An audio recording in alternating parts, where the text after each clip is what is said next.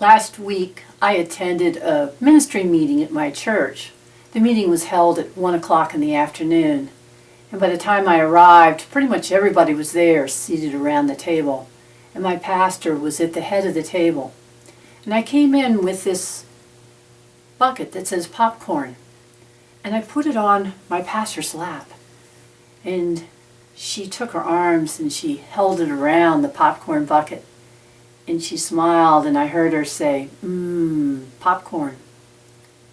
And I told her to look under the towel and see what was in there.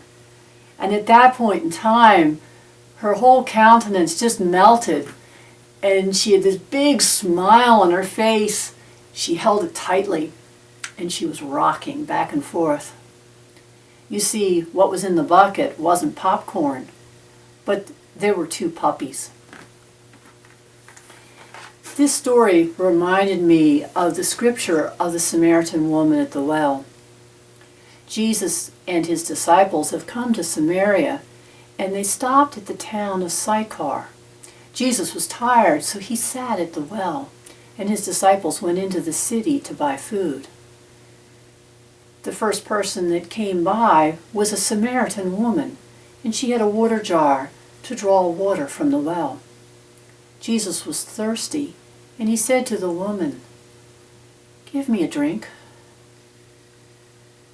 Well, this may seem like just an ordinary request, but you have to think of the context of the time. The woman replies, "How is it that you, a Jew, would ask me, a Samaritan woman, for anything?"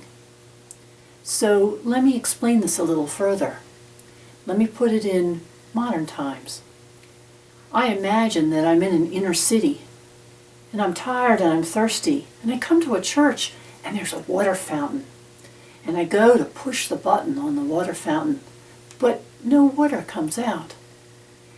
The water fountain has a basin, and it has pristine water that's accumulated in it, but I have no cup to dip the water out. Well, the first person that comes by is a homeless man, and I've just watched him climb out of a dumpster, and he has alcohol in his breath, and there's chewing tobacco coming down his mouth. His clothes reek of body odor in the dumpster, and he's walking a little unsteady. He's probably drunk, he may be on drugs, but he has a tin cup. Now the question is, will I ask him for a drink of water? Well, I'm not answering that question, but Jesus does ask this Samaritan woman for a drink from her water jar. Now, we learn more of her background. She's one that has been with 7 men and not married to any one of them. She's a homebreaker. She runs around with other people's husbands. This is the woman that Jesus is speaking with.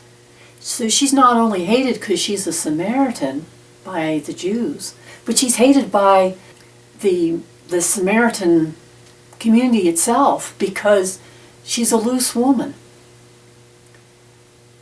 So that is the context of Jesus asking her for water. But then the story changes, and Jesus shares with her that the water she's going to dip out of Jacob's well, she will be thirsty again. But he has this thing called living water, that when she drinks the living water, she will never be thirsty again. And she says to Jesus, "Give me that living water."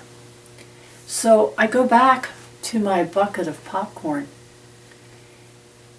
With that situation, my pastor thought she was getting popcorn and she'd be hungry again in 2 hours.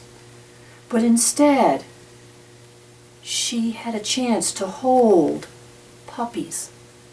And that experience of holding the puppies will be with her forever.